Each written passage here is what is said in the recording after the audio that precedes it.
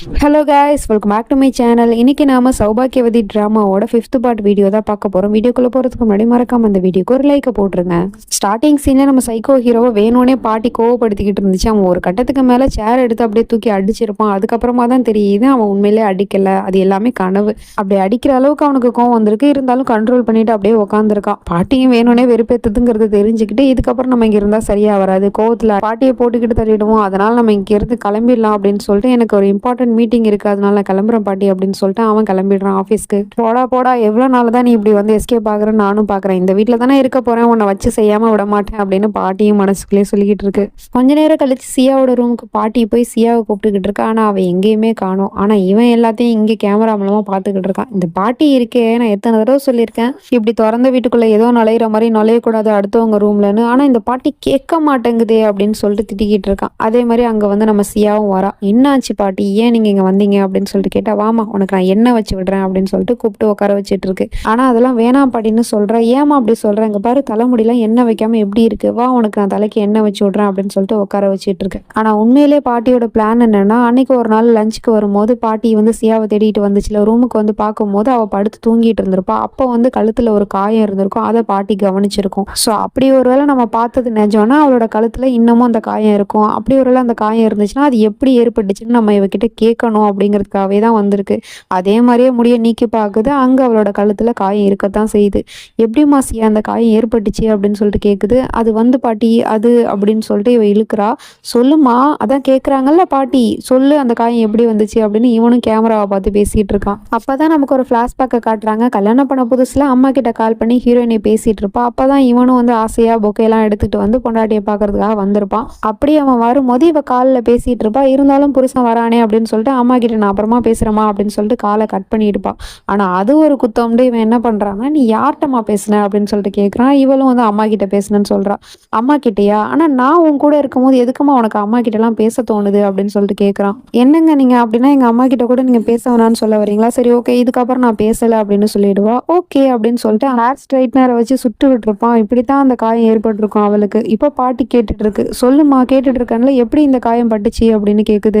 இவளும் அது வந்து பாட்டி அது நான் எப்படி பாட்டி சொல்லுவேன், அதெல்லாம் ஹஸ்பண்ட் ஒய்ஃபுக்குள்ள நாங்கள் சந்தோஷமா இருக்கும்போது வந்த காயம், இதெல்லாமா ஓப்பனாக சொல்ல முடியும், நீங்களா புரிஞ்சுக்க வேணாமா, இதை போய் கேட்டுட்டு இருக்கீங்களே அப்படிங்கிற மாதிரி சொல்லி சமாளிச்சிடுறா. இங்கே பாருமா, நானும் உங்ககிட்ட ஒரு தடவையும் கேட்கும் போது நீ இப்படி தான் ஏதாவது ஒரு பொய் சொல்லி சமாளிச்சுக்கிட்டே இருக்க. ஆனால் நீ வாயில சொல்றது ஒன்றா இருக்கு, ஆனால் உன் கண்ணில் நான் பார்க்கறது வேற ஒன்றா இருக்கு. ப்ளீஸ்மா, இப்போ இந்த ரூமில் நம்ம 2 பேர் மட்டும் தானே இருக்கோம், அப்புறம் எதுக்காக நீ உண்மையை சொல்ல ரொம்பவே தயங்குற, என்கிட்ட உண்மையை சொல்லு, இந்த பாட்டி கிட்ட உண்மையை சொல்லுமா அப்படின்னு சொல்லிட்டு கேட்டுக்கிட்டு இருக்கு. அவளும் உண்மையை சொல்லியிருப்பா. பாட்டி சொல்ற மாதிரியே இந்த ரூம்ல யாருமே இல்லை, ஆனா அவன் வந்து கேமரா வச்சு வாட்ச் பண்ணிக்கிட்டு இருக்கான் அப்படிங்கிறது இவளுக்கு நல்லாவே தெரியுது. அதனால எப்படி இவ உண்மையை சொல்லுவா? பாட்டி, நீங்க தேவையில்லாம யோசிக்கிறீங்கன்னு நினைக்கிறேன், கண்டதையும் போட்டு யோசிக்காதீங்க, நான் சந்தோஷமா இருக்கேன், நான் நல்லா தான் இருக்கேன், திரும்ப திரும்ப இந்த கேள்வியை கேட்டு என்னை கஷ்டப்படுத்தாதீங்க பாட்டி அப்படின்னு சொல்லிடுறா. ஆனா பாட்டி விடுற மாதிரியே தெரியல. இல்லம்மா, நீ என்னதான் சொன்னாலும் சரி, நீ இப்ப சொல்ற வார்த்தை எதுவுமே என்னால உண்மைன்னு நம்பவே முடியல, ப்ளீஸ்மா உண்மையை சொல்லுன்னு திரும்பவும் உண்மையை தான் கேட்டுக்கிட்டு இருக்கு. அவன் அந்த பக்கம் எல்லாத்தையும் கேமரால பார்த்துட்டு இதுக்கப்புறம் பாட்டியை சும்மா விட்டா சரியாது, இந்த டாபிக் எப்படியாவது சேஞ்ச் பண்ணி ஆகணும் அப்படின்னு சொல்லிட்டு கிளம்புறான். இந்த பக்கம் இவங்க 2 பேரும் பேசிட்டு இருக்கும்போது ஃபயர் அலாரம் ஆன் ஆகுது. என்னாச்சு, வீட்டில் நெருப்பு பத்திக்கிச்சா அப்படின்னு சொல்லிட்டு சியா ஓடுறா. பின்னாடியே பாட்டியும் ஓடுது. சரி, எங்க தான் நெருப்பு பத்திக்கிச்சுன்னு பார்த்தா பூஜை ரூம்ல இந்த பாட்டி வந்து பூஜை பண்ணிக்கிட்டு இருந்துச்சு இல்லையா, அந்த சாமியே எரிச்சு விட்டுட்டான். உடனே நம்ம ஹீரோயினையும் கையில சுட்ட காலில் சுட்ட அந்த சாமி சிலையை அந்த நெருப்புல இருந்து எடுத்துடுறா வெளியே. இவன் அதுக்கப்புறமா ஃபயர் ஸ்ப்ரே எடுத்து அடிச்சு விட்டு நெருப்பையும் ஆஃப் பண்ணி விடுறான். ஆனா கையில இவளுக்கு நல்ல காயம் பட்டுருச்சு. உடனே இவனும் ரூம் கழிச்சிட்டு போய் ஆயில்மெண்ட்லாம் போட்டு விட்டுட்டு இருக்கான். பாட்டியும் பக்கத்துல தான் நின்றுட்டு இருக்கு. என்னம்மா நீ இப்படி பண்ணிட்டியம்மா, ஏமா அப்படி இவ்வளோ கேர்லெஸ்ஸாக இருக்கிற, உனக்கு ஏதாவது ஒன்று ஆச்சுன்னா என்னால் எப்படிமா தாங்கிக்க முடியும் அப்படின்னு சொல்லிட்டு அவளை அப்படியே ஹக் பண்ணுறான். உடனே பாட்டியும் அங்கேருந்து போயிடுது. அப்படி பாட்டி வெளியே போனதுக்கப்புறம் எந்த பொண்டாட்டியோட கையில் அடிபட்டுச்சு அப்படின்னு இவன் ஆயில்மெண்ட் போட்டுட்டு இருந்தானோ அதே கையில் இருக்கிற அந்த விரலை போட்டு அப்படியே முறிச்சுக்கிட்டு இருக்கான். ஒருவேளை நான் நெருப்பை உண்டாக்கலன்னா நீ பாட்டிக்கிட்ட எல்லா உண்மையும் என்னை பற்றி சொல்லியிருப்பல்லடி அப்படின்னு சொல்லிட்டு, வேணாங்க ப்ளீஸ்ங்க, நான் அப்படிலாம் எதுவும் சொல்ல மாட்டேங்க அப்படின்னு சொல்லிட்டு இவ அழுது புலம்பிக்கிட்டு இருக்கா. இன்னும் எவ்வளோதான் இவங்கிட்ட இருந்துக்கிட்டு இப்படி கஷ்டப்பட போறான்னு தெரியல. இப்போ நைட் ஆயிடுது. பாட்டி நல்லா தூங்கிட்டு இருக்கு. அங்க இந்த சைக்கோ பைய வந்து பாட்டி கிட்ட தனியா பேசிட்டு இருக்கான்.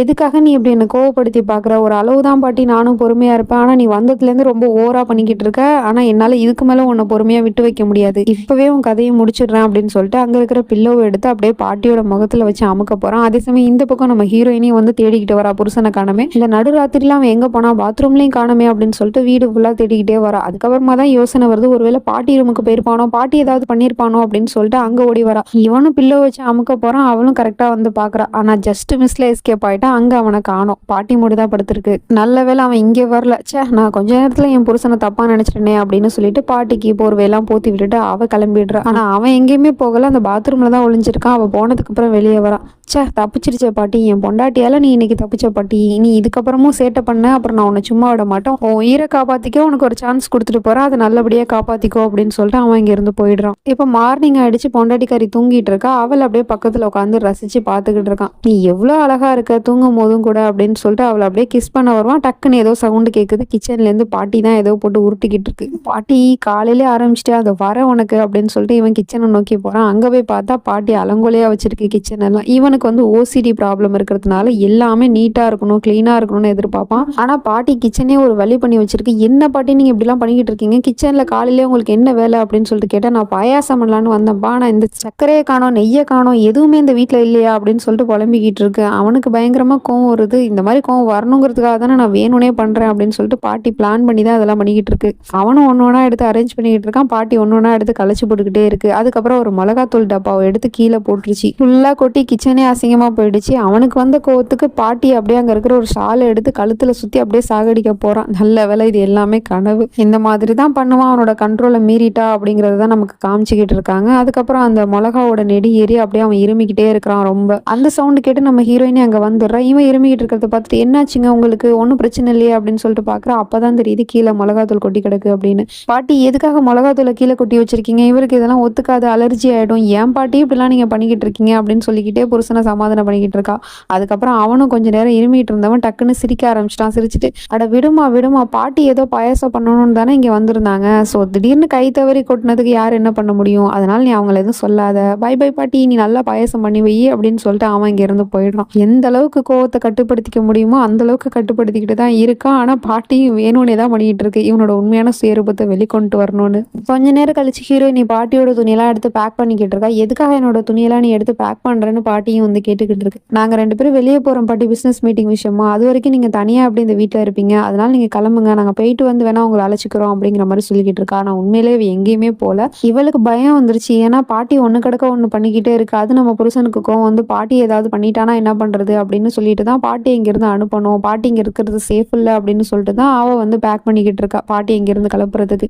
அவ பயந்த மாதிரியே இந்த பக்கம் பாட்டியை போட்டு தள்ளுறதுக்காக இவன் அடுத்த பிளானை எக்ஸிக்யூட் பண்ண ஆரம்பிச்சிட்டான். மாடிப்படி ஃபுல்லாவே வந்து எண்ணெயை ஊத்தி வைக்கிறான். பாட்டி அதுல காலை வச்சு வலிக்கு விழுந்து சாகணுங்கிறது தான் இவனோட பிளான். எந்த அளவுக்கு மோசமா இருக்கான் பாருங்க இவன். அந்த பக்கம் பாட்டியும் நான் வீட்டை விட்டு போக மாட்டேன், நான் இங்கே தான் இருப்பேன் அப்படின்னு சொல்லிக்கிட்டு இருக்கு. ஏன் பாட்டி இங்க இருக்கணும்னு நீங்க ஆசைப்படுறீங்க? இங்க இருந்து நீங்க என்னத்தை சாதிக்க போறீங்க அப்படின்னு சொல்லிட்டு கேட்டா, நான் உண்மையை தெரிஞ்சுக்கிறதுக்காக தான் நான் இங்க வந்தேன், நீ ஏதோ என்கிட்ட மறைக்கிற, உண்மையை சொல்லு, நான் போயிடுறேன் அப்படின்னு சொல்லுது. என்ன உண்மை பாட்டி உனக்கு தெரியணும்? நான் தான் சொல்லிட்டேன்ல, என்னோட புருஷன் என்ன சந்தோஷமா தான் வச்சிருக்காரு, நல்லா பாத்துக்கிறாருன்னு, அப்புறம் இதுக்கு மேல உனக்கு என்ன உண்மை பாட்டி தெரியணும் அப்படின்னு சொல்லிட்டு கேட்கிறா. நான் கேட்டது உண்மை, ஆனா நீ கதை கதையா போய் தான் சொல்லிக்கிட்டு இருக்க. நீ உண்மையை சொல்லிட்டா நான் இங்க இருந்து போயிடுவேன், உன்னையும் நான் தொந்தரவு பண்ண மாட்டேன், நீ உண்மையை சொல்லு அப்படின்னு சொல்லிட்டு பாட்டி திரும்ப திரும்ப கேட்டுக்கிட்டே இருக்கு. ஆனா இவளாலையும் உண்மையை எப்படி சொல்ல முடியும்? எல்லா இடத்துலயும் கேமரா வச்சு வாட்ச் பண்ணிக்கிட்டு இருக்கான். அதனால இங்க பாருங்க பாட்டி, நீங்க இன்னைக்கு கிளம்பிதான் ஆகணும், நான் இந்த பேக் எடுத்துட்டு போய் கார்ல வைக்கிறேன், டிரைவர் உங்களை கூட்டிட்டு போவாங்க அப்படின்னு சொல்லிட்டு அவ பேக் எடுத்துட்டு வெறுவெறுன்னு போயிட்டே இருக்கா. நான் போமாட்டேன்னா போமாட்டேன் அப்படின்னு சொல்லிட்டு பாட்டியும் பிடிவாதமா தான் இருக்கு. இவனும் இந்த பக்கம் பாட்டி சாக போது, பாட்டியோட கதை இன்னைக்கு க்ளோஸ் அப்படின்னு சொல்லிட்டு சந்தோஷப்பட்டுக்கிட்டு உட்காந்துருக்கான். அப்போ பாட்டி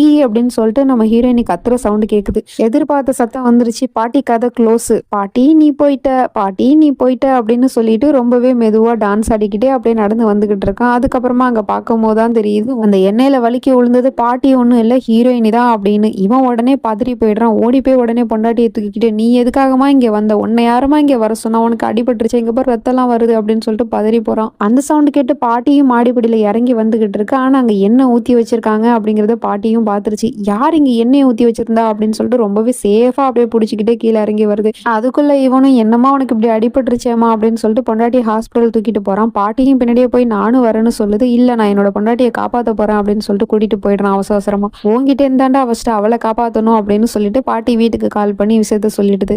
ஹாஸ்பிட்டல் பொண்டாட்டியை கூட்டிட்டு வந்து ரொம்பவே அலக்கழிக்கிறான் அங்க இருக்கிறவங்கள. என்னோட பொண்டாட்டிக்கு அடிபட்டுருச்சு, ப்ளீஸ் அவளை காப்பாத்துங்க காப்பாத்துங்க அப்படின்னு சொல்லிட்டு அப்படியே ஸ்ட்ரெச்சர்ல தூக்கிட்டு போகும்போது தான் நமக்கு ஒரு பிளாஷ்பேக்கை காட்டுறாங்க. அப்போ நம்ம ஹீரோயினுக்கு கல்யாணம் ஆகல, அவங்க அம்மா கூட வெளியே எங்கேயோ வந்திருப்பா போல. அப்போ வந்து அங்க சில பசங்க வந்து ராகிங் பண்ணிக்கிட்டு இருக்காங்க, அவளை ஈவ்டீசிங் பண்ணிக்கிட்டு இருக்காங்க. ஐஸ்கிரீம் சாப்பிடுறியா பொண்ணு, எனக்கும் ஊட்டி விடு அப்படின்னு சொல்லிட்டு கலாச்சிட்டு இருப்பானுங்க. ஐஸ்கிரீம் தானே வேணும் உனக்கு, இந்தா சாப்பிடு அப்படின்னு சொல்லிட்டு அவன் முகத்திலே தூக்கி அடிச்சுக்கிட்டு இருப்பான்.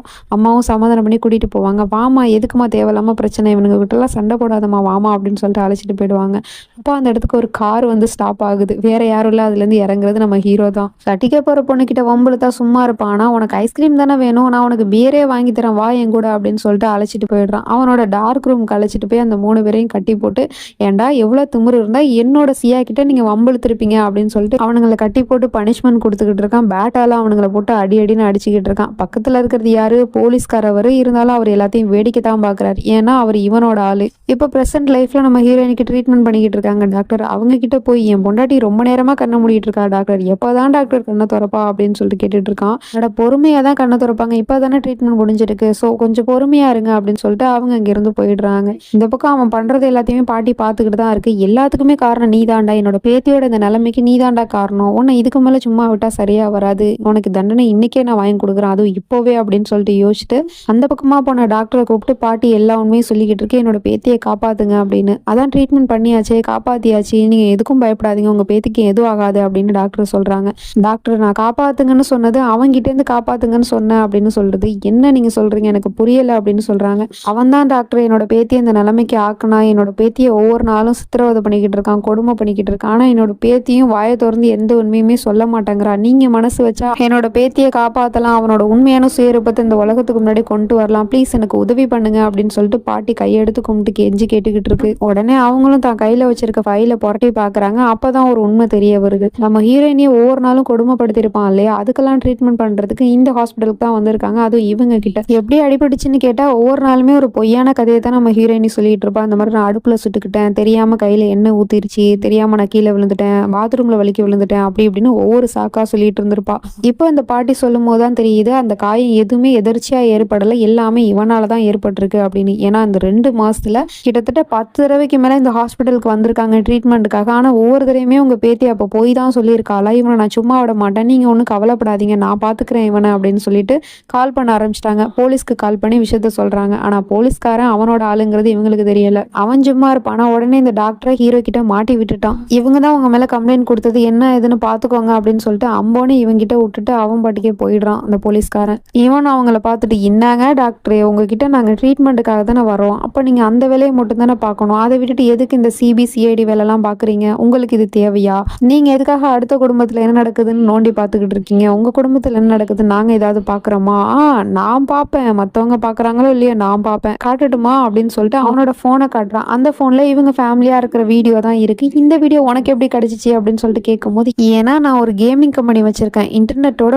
பாஸ் நானு, எனக்கு இந்த மாதிரி வீடியோ எடுக்கிறதுலாம் ரொம்பவே சகஜமான விஷயம், நான் உங்களோட போனை ஹேக் பண்ணி வச்சிருக்கேன், உங்க போனு மட்டும் இல்ல உங்களோட ஹஸ்பண்டோட போனு, அப்புறம் உங்க சொந்த பந்தத்தோட போனு, அப்புறம் உங்க வீட்டுல வேலை பாக்குறாங்களே அந்த வேலைக்காரியோட டப்பா போனை கூட நான் ஹேக் பண்ணுவேன், அந்த அளவுக்கு நான் ஒரு பிரில்லியண்டான ஆளுன்னு சொல்லிட்டு இருக்கான். நீ எதுக்காக இப்படிலாம் பண்ற, பாவம் தானே அந்த பொண்ணை போட்டு எதுக்கு இப்படி சித்திரவதை பண்ற அப்படின்னு டாக்டர் கேட்கறாங்க. இங்க பாருங்க மேடம், நான் திரும்பவும் சொல்றேன், நீங்க என்னோட குடும்ப விஷயத்துல மூக்க நுழைக்காதீங்க, என்னோட பொண்டாட்டியை நான் என்ன வேணா பண்ணுவேன், அதெல்லாம் கேட்கறதுக்கான உரிமை உங்களுக்கு கிடையாது, ஆனா அதையும் மீறி நீங்க மூக்க நுழைச்சிட்டீங்களா, அதனால இப்ப உங்களை என்ன பண்ணலாம் அப்படின்னு சொல்லிட்டு யோசிச்சுட்டு கால் பண்றா. கால் பண்ணா அந்த பக்கத்துல அந்த டாக்டரோட பொண்ணு தான் பேசுறா. அந்த பொண்ணை பிடிச்சி வச்சுக்கிட்டான் போல. இங்க பாருங்க உங்களோட பொண்ணு என் கையில இருக்காப்போ, இப்போ நீங்க ஏதாவது பண்ணீங்கன்னா அப்புறம் உங்க பொண்ணை நான் கொண்டுருவேன் அப்படின்னு சொல்லிட்டு மிரட்டலாம். என் பொண்ணை எதுவும் பண்ணிடாத ப்ளீஸ், அவளை விட்டுரு அப்படின்னு சொல்றாங்க. அதே மாதிரி நீங்களும் என் விஷயத்துல தலையிடாதீங்க அப்படின்னு சொல்றான். சரி ஓகே, நான் விஷயத்துல தலையிட மாட்டேன், நான் இந்த விஷயத்தை பத்தி யாருக்கிட்டயுமே வாயை திறக்க மாட்டேன் அப்படின்னு சொல்றாங்க. ஆனா நான் எப்படி உங்களை நம்புறதுன்னு கேட்கறான். நான் என்ன பண்ணா நம்புவேன், நான் தான் சொல்றேன்ல சொல்ல மாட்டேன்னு, ப்ளீஸ் என்னோட பொண்ணை விட்டுரு, நான் உனக்கு எவ்வளவு வேணா பணம் தரேன் அப்படின்னு சொல்றாங்க. எவ்வளவு உங்களால தர முடியும், 1 கோடி 2 கோடி இல்ல 3 கோடி, இல்ல எனக்கு 5 கோடி வேணும், தரீங்களா அப்படின்னு சொல்லிட்டு கேட்கறான். அவங்களும் சரி நான் தரேன் அப்படின்னு சொல்லிடுறாங்க. சரி ஓகே டீல் அப்படின்னு சொல்லிட்டு கையை கொடுக்க போறான். அவங்களும் கையை கொடுக்குறாங்க. ஆனா கால் ஸ்லிப் ஆகி தெரியாம கீழே விழுந்துட்டாங்க. தெரியாமன்னு சொல்றதை விட இவன் கைப்படாம அவங்களாவே சாகணுங்கிறது தான் இவனோட பிளான். அதே மாதிரியே டாக்டரோட கதையும் முடிச்சிட்டான். டாக்டர் இறந்து போயிட்டாங்க. ஓ மை காட், பணம் கொடுக்காமலே செத்து போயிட்டீங்களே ஷபா, இனிமே வந்து சியாக்கு வேற டாக்டர் தான் பார்க்கணும் அப்படின்னு சொல்லிட்டு அவன் படிக்க அங்க இருந்து போயிட்டு இருக்கான். இதுக்கப்புறம் என்ன நடக்க போகுது அப்படிங்கிறதெல்லாம் நம்ம நெக்ஸ்ட் வீடியோல பார்த்து தெரிஞ்சுப்போம். இந்த வீடியோ பிடிச்சிருந்துச்சுன்னா மறக்காம கமெண்ட் பண்ணுங்க, லைக் பண்ணுங்க, ஷேர் பண்ணுங்க. தேங்க்ஸ் ஃபார் வாட்சிங். Bye friends.